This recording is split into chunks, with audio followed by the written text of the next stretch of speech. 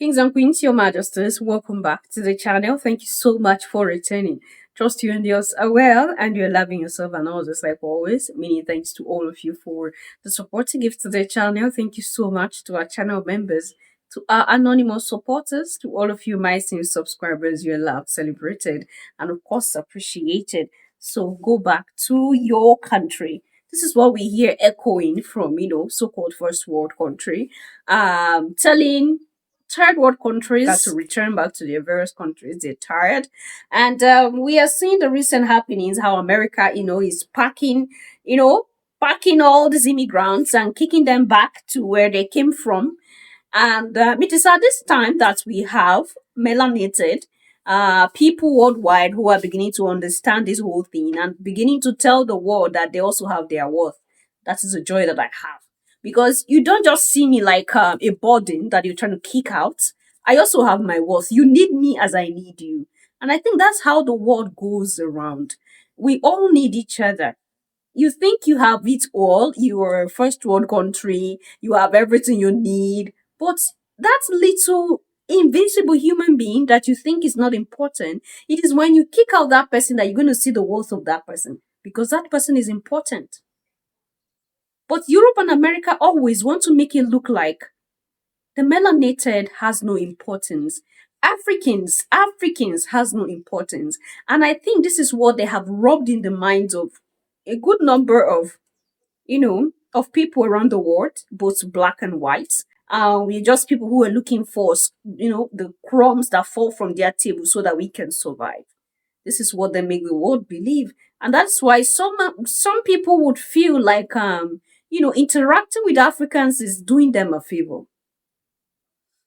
Unfortunate, but it's the truth. It is the truth. We have seen for the past few months and weeks that the American government had done everything to kick out good number of immigrants, and talking about Africans because that's my people. That's what I talk about here.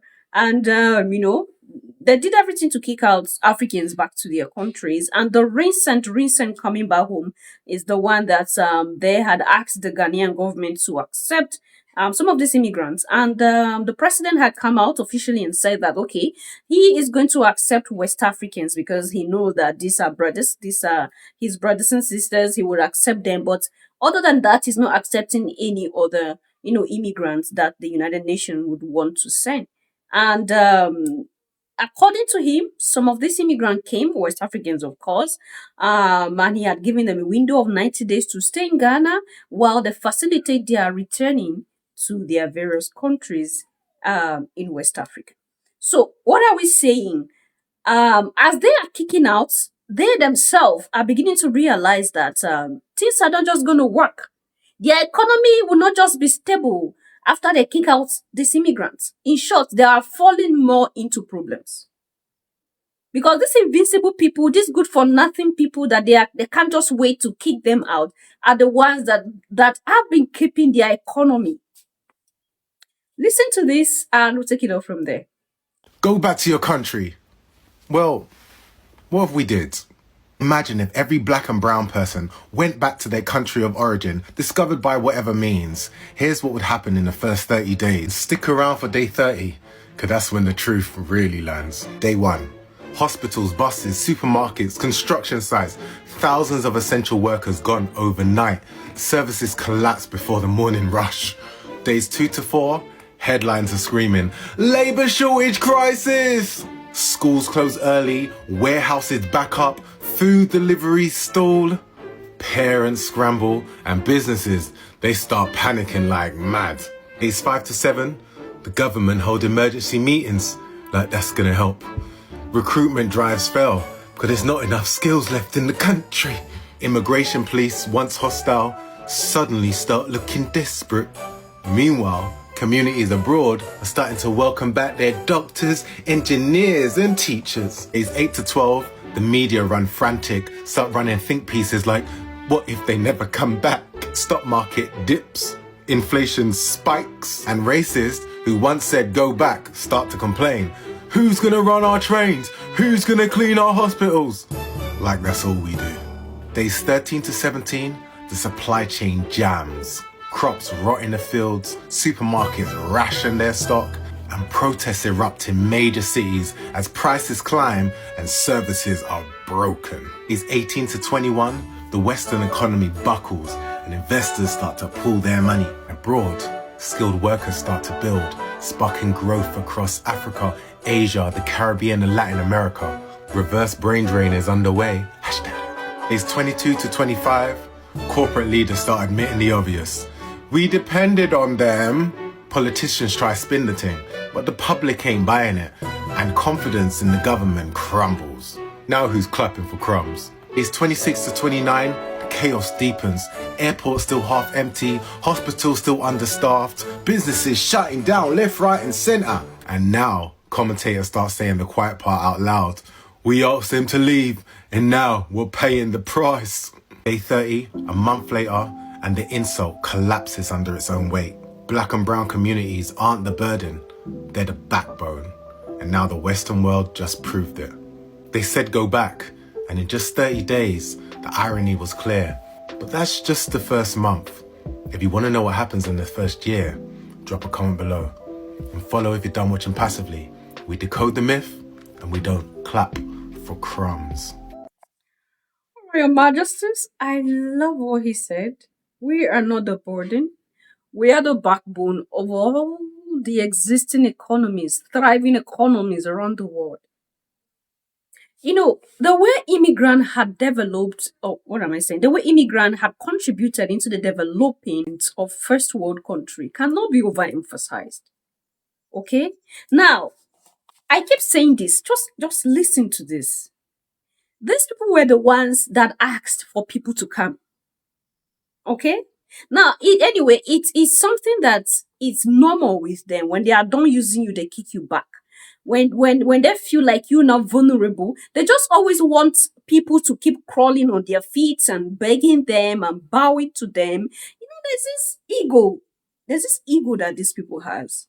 And sometimes I ask question, but why? They were the ones that asked that immigrants should come. They were the ones that created the system where people can abandon their inheritance and come to their countries. You know, they don't know that they are doing favors to African countries, to Caribbean countries, and other nations that, you know, their citizens had left. They are doing favors. Because the African countries and other parts of the world also need their people back home. Just imagine if everybody were back home utilizing this, you know, the God-given talents that we all have, utilizing those talents that we had, putting heads together, making things work out. Do you think that countries around the world will be that poor that they will always be at the mercy of Europe and America? The brightest of all minds, there is a way that these people have to lure them out in the name of scholarship. Okay? They lure them out in the name of scholarship. The brightest of all minds in different countries in the continent and abroad. They have a way of luring people out. They did this. They lured people out. They opened the way for people to come into work, to school, to work, to live, you know. And people followed this route and came. And then all of a sudden, these people have become a burden and they are now kicking them back home. They don't know that it is their own destruction. Like, these people, you know, anyway, when your end comes, no matter what you do, in short, you'll be contributing to your fall. They are contributing to their fall, Europe and America. As you are kicking back those invincible human beings, you are destroying your economy.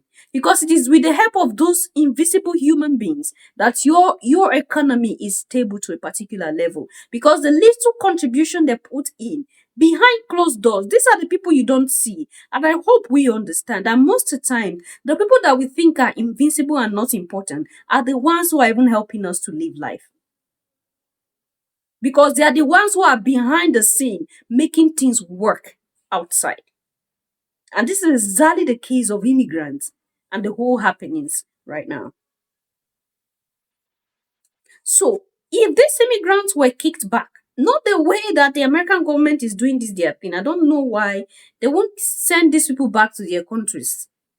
They are seeking for African nation to accept these immigrants. Some of you were saying that I should talk about Rwanda, Sudan, what the name of these other countries, that they are accepting, asylum seekers from America. I think I've talked about that here. I've done videos, I think about twice, about this issue.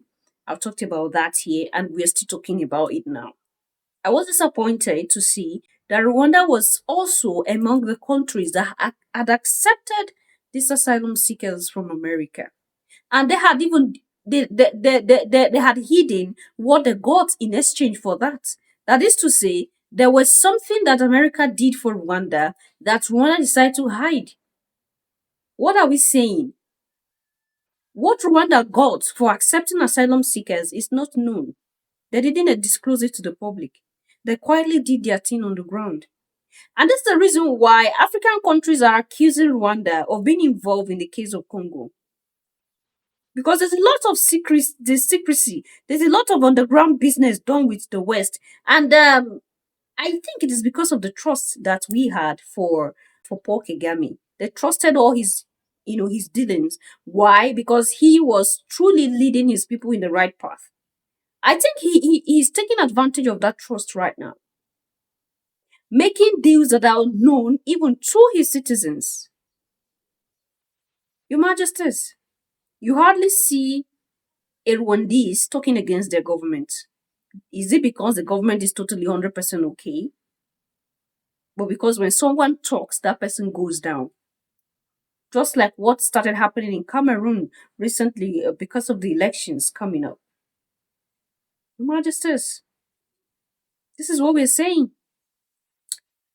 Now, if America were sending these citizens back to their home countries, facilitating their movement as it should be, there wouldn't have been a problem.